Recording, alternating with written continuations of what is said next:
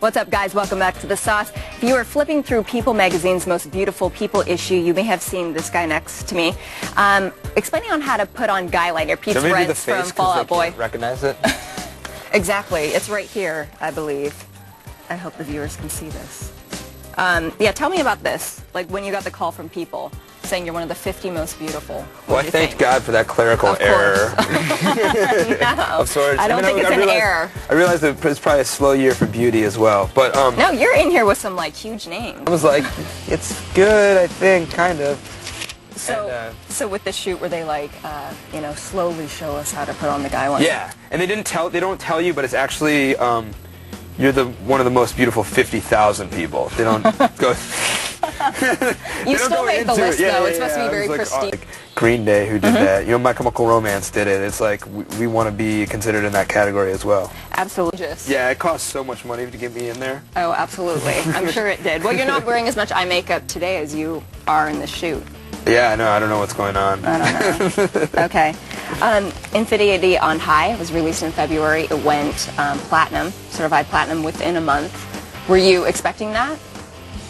I don't really know. I didn't really know what to expect because I think as the music industry kind of changes, it's become like very much like the Wild Wild West, and you don't know when a record's going to sell and when a record's not, and how people care about your band. And we didn't put the same record out twice, so we were a little bit nervous about it. And I think it's important in, I guess, the venue of rock to be able to, you know, anyone can do it once, but to be able to do it twice is kind of a big deal. And we look to bands like Green Day who did that. You know, My Chemical Romance did it. It's like we want to be considered in that category as well. Absolutely. And yeah, because I was going to say, it's probably hard to anticipate anything. It's just kind of like you release it, you see what happens.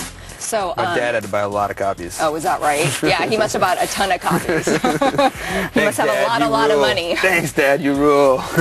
So tell me about Displace Me. I know it's from Invisible Children. It's a cause that's near and dear to you, and you want other people to be aware of it. Could you tell us a little bit about it? Yeah, I'll be honest. I feel like I could talk about this forever, and it would probably be not the best thing to do because I'm just some guy in a band. But let us know. Yeah, sometimes it feels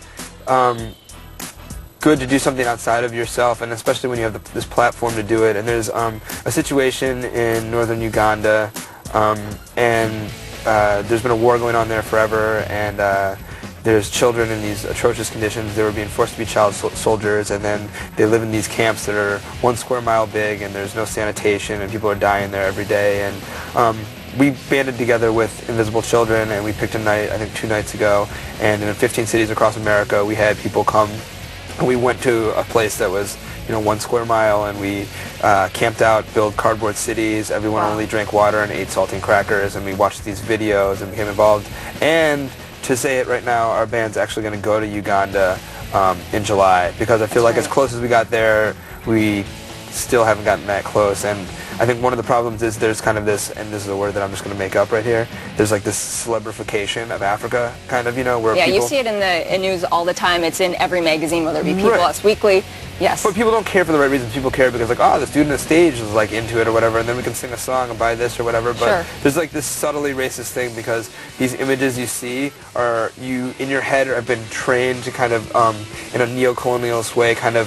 Desensitized, almost. I think, understand them in a primitive way. Like, you know what I'm saying? Like, oh, these cultures are primitive, and it's like, they're not Western, and, like, it's easy to be the voice of the voiceless. It's the easiest movement to be a part of, but to actually get in and try to empower people and let people self-empower them, you know, do some kind of self-empowerment is a bigger deal, you know. And so, like, that's why it's a big deal for us to be a part of Invisible Children, and it's an organization that I really care about, and I feel like they don't try to guilt people into doing anything, and it's a place where you know where your money is going to. It's not some big organization where like 3% of your money is actually going to it. So I'm very passionate about it, and I'm glad that I got the chance to take part in it. And I wanted to thank everybody because I know a lot of Fall Out Boy fans and just people outside of that took part in it, and that was awesome. Yeah. And that's great, and it's good that they have you out there spreading the word. I'm sure like a lot of your fans will get involved solely because, you know, you're out there informing them about it.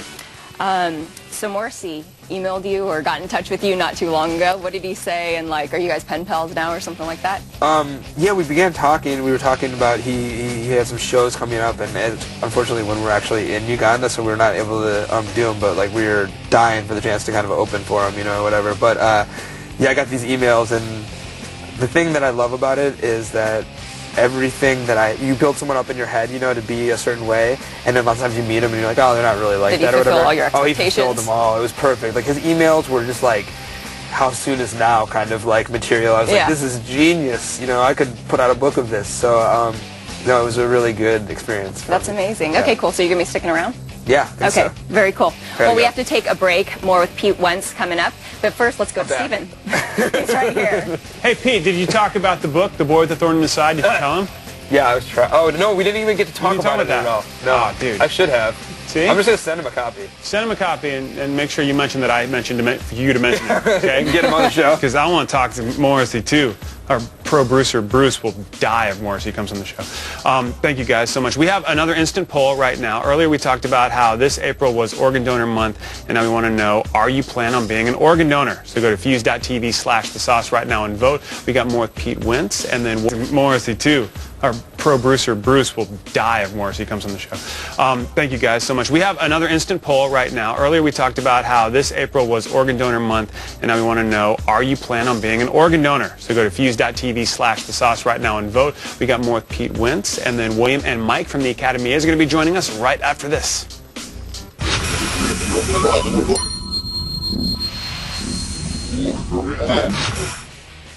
All right, peoples, you are watching The Sauce, and we have the results of your latest instant poll. Before the break, we asked in our online polling thingy if you're planning on being an organ donor, and it says that 81% of you said yes, you do plan to donate your life, and the other, whatever math that is, percent can go suck it, because you should.